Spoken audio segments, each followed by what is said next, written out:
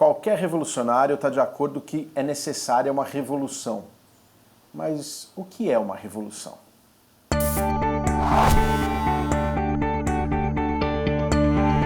Saudações revolucionárias, meu nome é Caio Desores e esse é o terceiro vídeo do canal Visão Marxista. Nesse terceiro vídeo a gente vai tentar entender como que chega no socialismo.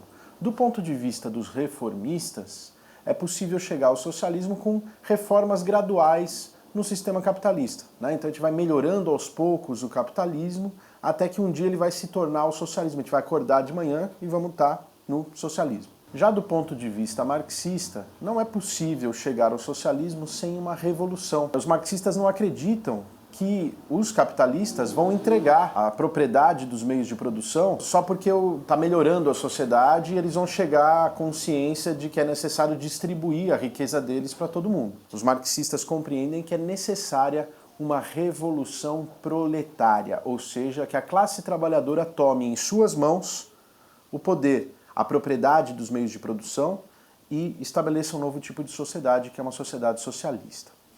Mas se é necessária uma revolução, se os marxistas, se os revolucionários concordam que é necessária uma revolução, o que é uma revolução? De maneira geral, uma revolução é quando as massas exploradas já não aceitam mais continuar vivendo como viviam antes e estão dispostas a se arriscar para ir para as ruas, estão dispostas a arriscar seus empregos, suas vidas, para poder modificar a situação. E é isso que a gente vê em todas as revoluções. E as revoluções não são algo que estão lá atrás na história, né? A gente vê isso nas revoluções do passado, né? Na Revolução Francesa, por exemplo, a gente viu as massas em cena se revoltando contra o absolutismo, né? Contra os altos preços. Se você pegar na Revolução Russa, por exemplo, a Revolução Russa também começa com os trabalhadores se revoltando contra o czarismo, mas hoje mesmo, hoje em dia, a gente vê revoluções acontecendo, né? Por exemplo, no Egito, em 2011, a gente viu a derrubada do Mubarak, onde milhões de pessoas saíram às ruas. Começou com alguns milhares de jovens ocupando uma praça central no Cairo, mas que depois levou a milhões de trabalhadores a paralisarem seus locais de trabalho, irem para as ruas e derrubaram um regime ditatorial que perdurava já por algumas décadas. Mas vamos aprofundar isso um pouquinho mais. O Lenin vai dizer que não é possível uma revolução sem que haja uma situação revolucionária. E como que a gente pode identificar uma situação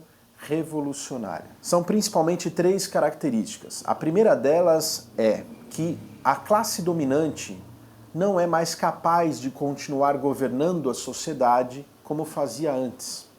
E ela perde a confiança em si própria e acaba se dividindo, se fragmentando, camarilhas se formam, elas ficam em disputa entre elas, né? Fica uma crise, portanto, na cúpula da sociedade. A segunda característica é que as classes intermediárias, né, o que vulgarmente se chama de classe média hoje, né, a pequena burguesia, esteja dividida, polarizada e que a sua maioria, ou uma parte significante, esteja pendendo ou tendendo a apoiar a classe revolucionária, a classe explorada. E a terceira característica é que as classes exploradas, sob o capitalismo, centralmente a classe operária, a classe trabalhadora, não esteja mais disposta a continuar sofrendo a exploração que sofria antes e esteja disposta a enfrentar isso de maneira revolucionária. Quando essas três características, quando elas coincidem, está deflagrada, segundo Lenin, uma situação revolucionária. Daí pode se desenvolver uma revolução ou não. Também pode acontecer de não se desenvolver uma revolução. O Lenin vai dizer que para que uma revolução se desenvolva a partir dessa situação, é absolutamente necessário que a classe trabalhadora consiga se utilizar de métodos revolucionários, né? Ou seja, que ela busque uma saída através de métodos revolucionários, de maneira espontânea mesmo. Isso a gente viu em muitos lugares. Se a gente está atento para o que é essa situação revolucionária, o que é uma revolução, a gente pode identificar isso em vários momentos da história, inclusive da história bastante recente. No Brasil mesmo, o que aconteceu em junho de 2013, onde amplas massas saíram para as ruas, onde a classe dominante estava dividida e não sabia como lidar com a situação, não se estabeleceu uma revolução, né? Foram poucos dias, a gente não pode dizer que teve uma revolução em junho de 2013, mas que o caldo estava se preparando para isso, estava. Entretanto, isso não se desenvolveu, né? A classe trabalhadora organizada não entrou em cena, não houveram greves que acompanharam aquelas manifestações massivas e, fundamentalmente, o fator subjetivo, ou seja, a consciência do proletariado não se desenvolveu ao ponto da compreensão de que era necessária uma revolução. Essa consciência, ela se concretiza, ela se materializa em organização. Quanto mais consciente a classe trabalhadora está, mais organizada ela está.